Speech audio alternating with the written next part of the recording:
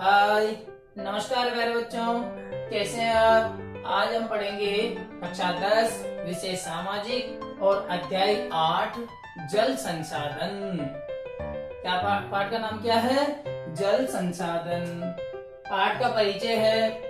देखिए, समस्त मानवीय जो क्रियाएं हैं, मनुष्य जो भी कार्य करता है, उन सबका जो प्राथमिक आधार है वह है जल।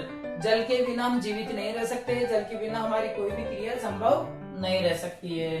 दूसरी बात है, कोई भी देश अगर विकास करता है तो उस देश के विकास के लिए, उस देश की सामाजिक और आर्थिक विकास के लिए जो आधार है, उसकी प्राथमिक आवश्यकताओं की पूर्ति करने का आधार है वह है जल। बिना जल के कोई भी देश सामाजिक आर्थिक विकास नहीं कर सकता है। अब देखिए प्यारे बच्चों, हमारी जो धरती है, इसके जो धरातल है, उस धरातल का कुल जो जल है, कुल भाग है धरातल का, उस कुल भाग के 71% भाग पर जल है। पूरी धरती के धरातल के कितने भाग पर जल है? 71% भाग पर। और केवल 29% भाग ही स्थल भाग है। स्थल भाग कम और जल भाग ज्यादा है।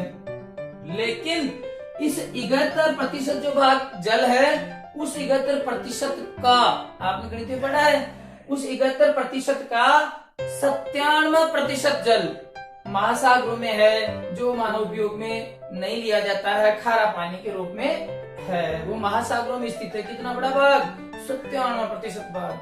अब बचा केवल उस 71% का 3% भाग, जो मानव के उपयोग के लिए, हमारे उपयोग के योग्य है। वह है केवल 3% भाग। अब देखिए, उस 3% भाग का भी, उस पूरे 3% भाग को भी हम उपयोग में नहीं ले सकते हैं। क्यों?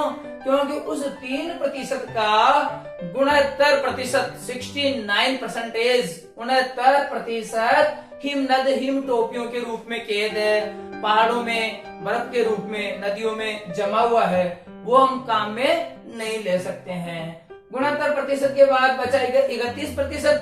उसमें से 30% भाग भूमि में स्थित है। 30% भाग जल भूमि में स्थित है। केवल बचा शेष 1% भाग ही हमारे पीने योग्य, मानव के कृषि आदि कार्यों के उपयोग में लेने योग्य जल है। कितना? मात्र 1%। अब देखिए, सन 2000 में हमारे भारत में जो जल की कुल आवश्यकता थी वह थी 634 बिलियन क्यूबिक मीटर प्रति वर्ष। एक वर्ष में, सन 2000 के सर्वे के अनुसार, आपकी पाठ्य पुस्तक कक्षा 10 की पाठ्य पुस्तक के अनुसार, सन 2000 में मात्र 634 बिलियन क्यूबिक प्रति वर्ष जल की आवश्यकता होती थी। जो सन 2025 तक यह आवश्यकता कितनी हो जाएगी? ये संभावना है कि 1023 बिलियन क्यूबिक मीटर प्रति वर्ष हो जाएगी। तो प्यारे बच्चों, ये एक चिंता की बात है कि तीव्र जनसंख्या वृद्धि और वैश्विक उष्णता से पड़ने वाले दबाव के कारण, जो ये दबाव किस पर पड़ रहा है? जल संसाधनों पर। इसलिए इस जल संसाधनों के उचित प्रबंधन की आवश्यकता और ज्यादा बढ़ जाती है। तो आइए अब हम जल संसाधनों के प्रबंधन के बारे में पढ़ते हैं। अब हम पढ़ रहे हैं जल प्रबंधन। देखिए, एक तरफ तो बढ़ती हुई जनसंख्या और जनसंख्या की आधुनिक जीवन शैली, अवैज्ञानिक तरीके से जल का उपयोग आदि कारणों से जल संसाधनों पर दबाव बढ़ रहा है। तो दूसरी ओर वर्षा की अनियमितता, वर्षा जल का अधिकांश भाग पानी नदियों के माध्यम से बहकर समुद्रों में चले जाना, और इन कारणों से आज जल की आवश्यकता सुनिश्चित करने के लिए, जल की आपूर्ति को सुनिश्चित करने के लिए जल प्रबंधन तकनीकों का, आधुनिक जल प्रबंधन तकनीकों का अपनाना समय की प्रबल मांग है। देखिए, अब इस कारण वर्षा जल को प्रबंधित करना ही सबसे प्राथमिक आवश्यकता है। जल का जब प्रबंधन करें तो जल प्रबंधन के लिए सबसे पहली आवश्यकता है वर्षा जल का उचित प्रबंधन। क्यों? क्योंकि मानसून की अनिश्चितता, सूखा आदि कारणों से हमारे जल की आपूर्ति को नियमित बनाए रखने के लिए वर्षा जल के उचित प्रबंधन की प्राथमिक आवश्यकता है। अब इस वर्षा जल को उचित तरीके से प्रबंधित करने के लिए हमारी सरकारों ने विभिन्न पंचवर्षीय योजनाओं के माध्यम से बहुउद्देशीय जल परियोजनाओं का प्रारंभ किया। बहुउद्देशीय अर्थात एक परियोजना में अनेक उद्देश्यों की पूर्ति होती हो, जैसे बाढ़ और सूखा की समस्या से निस्तारण।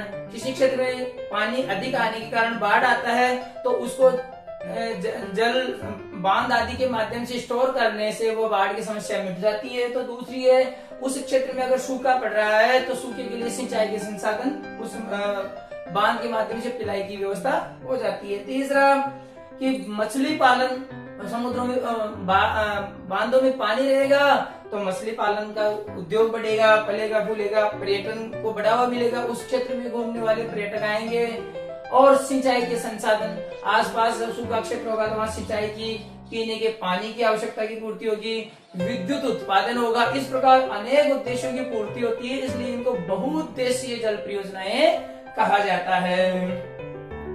हमारे देश के पूर्व प्रधानमंत्री श्रीमान जवाहरलाल नेहरू जी ने इन्हें आधुनिक भारत का मंदिर कहा था। इन परियोजनाओं को आधुनिक भारत का मंदिर कहा था।